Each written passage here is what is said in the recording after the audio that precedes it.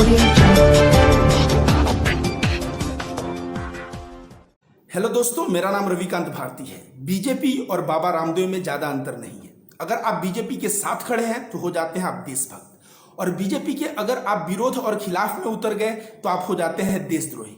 ठीक इसी प्रकार अगर आप बाबा रामदेव का प्रोडक्ट खरीदते हैं तो हो जाते हैं देशभक्त। लेकिन आपने प्रोडक्ट एंड गैम्बल या हिंदुस्तान यूनिलीवर का सामान खरीद दिया, लक्स साबुन खरीद दिया, तो आप हो जाते हैं देशद्रोही। आइए बात करते हैं बाबा रामदेव के काले कारनामों के ऊपर, उसके बाद आगे बढ़ेंगे। आपने राजीव दीक्षित का नाम सुना होगा। राजीव दीक्षित जो भारत स्वाभिमान ट्रस्ट का एक समय था कि प्रेसिडेंट था, और यह बंदा मर जाता है। मरता कब है? जब 2 भाषण में रामदेव बाबा की बुराई करता है। वो मर जाता है और रामदेव बाबा उसके माता पिता से कह के पोस्टमार्टम भी नहीं होने देते हैं। आज तक राजीव दीक्षित के जो फैंस हैं वो आज तक बाबा रामदेव को कह रहे हैं कि इन्होंने हत्या किया है। मैं 2019 में जब कुंभ मेला प्रयागराज में मैं गया था तो वहाँ मैं एक मुझे स्लिप मिला। मैंने पैम्पलेट को जब पढ़ा तो उसमें राजीव दीक्षित के जो लोग हैं लिखे थे कि बाबा रामदेव राजीव दीक्षित का हत्यारा, ऐसा टाइटल था, और उसके अंदर पूरा डिटेल फैक्ट्स एंड फिगर्स थे। आप यूट्यूब पे भी सर्च मारिए, बहुत सारे वीडियोस मिल जाएंगे।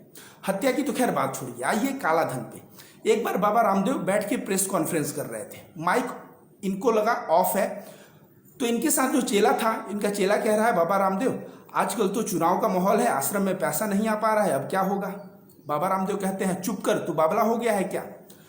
जब प्रेस कॉन्फ्रेंस होता है तो मीडिया वाले पूछते हैं वो कौन सी पैसे की बात हो रही थी। बाबा रामदेव कहते हैं आप लोगों को सुनने में मिस्टेक हुआ है, कोई पैसे की बात उसने नहीं पूछा मुझसे। 2 दिन बाद रिपोर्टर फिर पकड़ते हैं और बोलते हैं उस वीडियो में बार बार सुनाई पड़ रहा है पैसे की बात, जब भी उसको रिवाइंड किया जा रहा है। तो बाबा रामदेव कहते हैं कि मैं प्रेस कॉन्फ्रेंस में बैठने वाला था, ये बात करने लगा पैसे का, तो मैंने कहा कि बावला हो गया है क्या करके बात टाल दिया। अब समझिए, ये बंदा काला धन कर रहा था। जो मोदी जी बोले थे 15-15 लाख रुपए देंगे, उसका बहुत सपोर्ट किया था इस बंदे ने तो रजत शर्मा के पास आके इसने कहा कि 30 रुपया पेट्रोल हो जाएगा। वही मोदी गवर्नमेंट में 100 रुपया जब पेट्रोल बिका तो ये बंदा कह रहा है कि देश हित में हमें 100 रुपये का पेट्रोल खरीदना चाहिए। तो देश हित में तुम्हें क्या पतंजलि का सोप जो है 5 रुपये में नहीं बेचना चाहिए? जो इतना महंगा तुम सामान बेच रहे हो, सस्ते में नहीं बेचना चाहिए या फ्री में नहीं बांटना चाहिए? तुम तो बाबा हो, फ्री में बांट सकते हो। बाबा रामदेव के बारे में और मैं क्या बताऊं, इन्होंने ऐसे ऐसे स्टेटमेंट पास किया है पास्ट में जो बहुत ही बुरा है। अभी हाल ही में इन्होंने एक स्टेटमेंट पास किया कि ऑक्सीजन की क्या कमी है, तुम्हारे पास नाक है, सांस लो और फेफड़ा में भर लो। दोस्तों एक बात बताइए जरा, जिस आदमी को निमोनिया हो गया है कोरोना होने के बाद, निमोनिया में फेफड़ा ऑक्सीजन खींचने में अक्षम है, उस वक्त व्यक्ति को ऑक्सीजन दिया जा रहा है। ऐसे व्यक्ति को ये मजाक कर रहा है। आज लाखों लोगों के जिनके मम्मी पापा मरे हैं, उनके मम्मी और पापा पे ये मजाक कर रहा है कि नाक से सांस खींच लो, तुम्हारा 2-2 सिलेंडर भगवान दिया है, तुम क्या ऑक्सीजन चिल्ला रहे हो? क्या इस बंदे ने कभी नरेंद्र मोदी की बुराई की, कभी बीजेपी सरकार की बुराई की? 1 वर्ष कोरोना में था, चाहा जाता तो वैक्सीनेशन से लेके ऑक्सीजन से लेके सब कुछ अच्छा प्लानिंग करके किया जाता, लेकिन मोदी गवर्नमेंट ने केवल नफरत, हिंसा, इस तरह का काम करने का प्रयत्न किया, नागरिकों को बांटने का प्रयत्न किया। कभी भी उन्होंने कार्य नहीं किया। नतीजा सामने है, भारत में कैसे लोग मर रहे हैं, स्थिति कुत्ते से भी बदतर हो गई है। बाबा रामदेव ऐसे में कहते हैं कि ऑक्सीजन की कमी नहीं है, ये नाक है, ये सिलेंडर है और तुम सांस लो। इसके बाद इन्होंने एक बार पेरियार को भी गाली दिया। देखिए, जो आरएसएस का वीर सावरकर जो फाउंडिंग मेंबर है, उसको वीर का उपाधि मिला था, लेकिन अंग्रेजों से उन्होंने माफी मांगा था। बाबा रामदेव की भी आदत है, बात बात पे माफी मांगते रहते हैं। इनको भी वीर बाबा रामदेव कहना चाहिए। समझिए कैसे। हाल ही में इन्होंने एक स्टेटमेंट पास किया, उसका बहुत विरोध हुआ और उसको वापस लेना पड़ा। जब वापस लेना पड़ा तो ये बच्चों की तरह, जिस तरह बच्चे जो है गुस्सा नहीं होते हैं, उस तरह गुस्सा होते हैं, और गुस्सा होकर इन्होंने सवाल किए, और इनके सारे सवाल बेतुके हैं।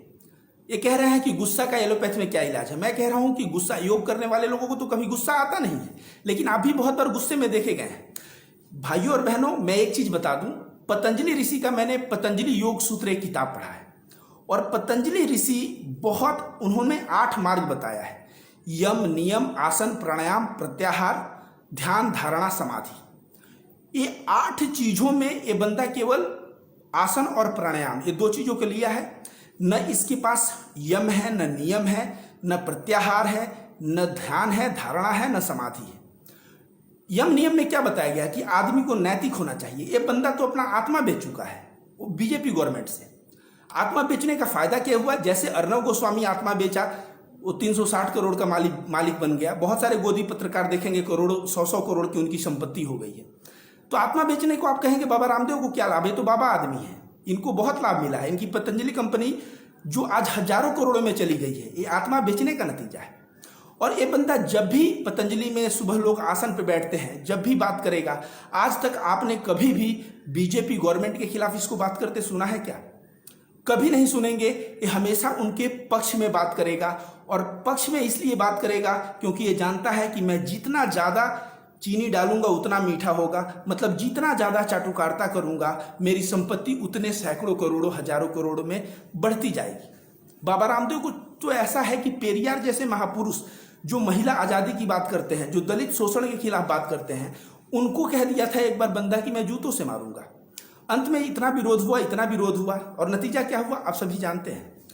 अगले ही दिन आके मैं पेरियार की बहुत इज्जत करता हूं, मैंने कहा नहीं, इसका नाम होना चाहिए वीर सावरकर, जिस तरह है वीर बाबा रामदेव, क्योंकि यह बार बार गलती करता है और बार बार माफी मांगता है। दोस्तों, इस तरह के लोगों से हम लोगों को क्या सलूक करना चाहिए, आप ही बताइए। इनके ज्यादातर फॉलोअर्स कौन हैं? इनके फॉलोअर एक गोबर भक्त, अंधभक्त हैं, और जो इनकी दुकान चलाए पड़े हैं। बाबा रामदेव को तो मैं कहता हूं कि इनको जेल में होना चाहिए। क्रोनिल जब इन्होंने दवा निकाला, एक बंदा क्रोनिल खाते खाते जब मरा पड़ा है, उसके बेड पे देखा गया क्रोनिल, मतलब वो अस्पताल में नहीं गया, वो बाबा रामदेव का क्रोनिल खा रहा है। ऐसे मैं कई लोगों को जानता हूं जो कोरोना से मर चुके हैं, जो बाबा रामदेव का क्रोनिल हो गया या गिलोय हो गया सुबह शाम सेवन करते थे, और नतीजा क्या हुआ? उनको भी कोरोना हुआ, उनको भी निमोनिया हुआ, और उनका भी डेथ हो गया। तो ऐसे मौत का जिम्मेदार कौन है? ऐसे मौत के लिए बाबा रामदेव जिम्मेदार हैं। बाबा रामदेव इनका नाम नहीं, इनका मर्डरर रामदेव नाम होना चाहिए। इन्होंने हजारों हजारों लोगों को मर्डर किया है, हत्याएं की हैं। ऐसे बाबा के साथ क्या सुलूक होना चाहिए पता है? ये दूसरे देश में होते तो अब तक सलाखे के पीछे होते, लेकिन इस देश में आप सभी जानते हैं चाटुकार लोग कभी जेल नहीं जाते। संजीव भट्ट जैसे ईमानदार आईपीएस ऑफिसर जेल में जाते हैं, लेकिन चाटुकार, ये चुनाव आयोग का ही आप देख लीजिए, जो 200-300 करोड़ जो है घोटाला करके बैठा है सुनील अरोड़ा, उस बंदे को ये चुनाव आयुक्त का हेड बनाते हैं। तो जिस बंदे को बीजेपी सरकार में जेल में होना चाहिए वह बाहर रहता है और सरकार की चाटुकारिता करता है, और जिस बंदे को बीजेपी सरकार में बाहर घूमना चाहिए, इज्जत और सम्मान देना चाहिए, वह बंदा जेल में रहता है। और बाबा रामदेव भी चाटुकारिता करते हैं, नतीजतन इनकी संपत्ति आप देखते हैं दिन दुगुनी और चौगुनी बढ़ती जा रही है। ऐसे में हम लोगों को क्या करना चाहिए दोस्तों? हम लोगों को सदा सवाल करना चाहिए। हम लोगों को एलोपैथ जो इन्होंने सवाल किए, इनसे अगर हम लोग डिटेल में सवाल करें, इनकी दवाई और उसकी क्या प्रामाणिकता है कि कोरोनिल से कोरोना ठीक होता है, ये सब अगर हम लोग जिस दिन पूछने लगे और खड़े हो गए, उस दिन ऐसे बाबाओं का तो हवा निकल जाएगा। केवल दाढ़ी बढ़ा लेने से, गेरुआ पहन लेने से और ओम बोलने से कोई बाबा नहीं हो जाता। कहा गया है जन्म न जाते शूद्र, जन्म न जाते शूद्र, कर्म न जाते द्विज, वेद ज्ञान तु विस्ता नाम, ब्रह्म ज्ञान तु ब्राह्मण। एक बाबा जो मोक्ष प्राप्त करता है वो कौन? जिसको ब्रह्म ज्ञान हो। ठीक है, बाबा रामदेव जैसे लोगों को ब्रह्म ज्ञान वगैरह कुछ नहीं है। इसने पतंजलि ऋषि को बदनाम करने का जितना बड़ा इन्होंने कार्य किया, शायद पतंजलि ऋषि कभी सपने में भी नहीं सोचे होंगे कि पतंजलि योग सूत्र के जो यम नियम, आसन, प्राणायाम, प्रत्याहार, ध्यान, धारणा, समाधि है, ये 8 मार्ग जैसे गौतम बुद्ध दिए थे वैसे पतंजलि ऋषि ने दिया था। और इस मार्ग पर चल के कितने लोगों को मोक्ष मिला। वो कभी नहीं सोचे थे कि एक ऐसा बंदा आएगा जो केवल आसन और प्राणायाम को पकड़ेगा, बाकी चीजों को छोड़ देगा और उसी पे अपने करोड़ों करोड़ों की संपत्ति खड़ा करेगा, और इस तरह से पतंजलि ऋषि का जो पूरा मार्ग है उस पे लोगों को नहीं जाने देगा। दोस्तों, ऐसे लोगों से हमें सावधान रहना है। मैं आगे भी लोगों का जिस तरह खुलासा कर रहा हूं, एक्सपोज कर रहा हूं, जैसे आज बाबा रामदेव का किया, कल मैंने खान का किया, मैं आगे का जो वीडियो बनाने वाला हूं बहुत ही जबरदस्त वीडियो है। उस वीडियो को देखिए आप लोग, क्योंकि उस वीडियो में रहेगा पुष्पेंद्र कुलश्रेष्ठ और यति नरसिंहा राव, यति नरसिंहानंद, जो कहते हैं जनसंख्या वृद्धि की बात, जनसंख्या नियंत्रण की बात, उस पर हम लोग आएंगे और वो बहुत जबरदस्त टॉपिक होगा, उसको आप लोग वेट करिए, मैं जल्द से जल्द उस टॉपिक को भी आप लोगों के सामने रखता हूँ। धन्यवाद।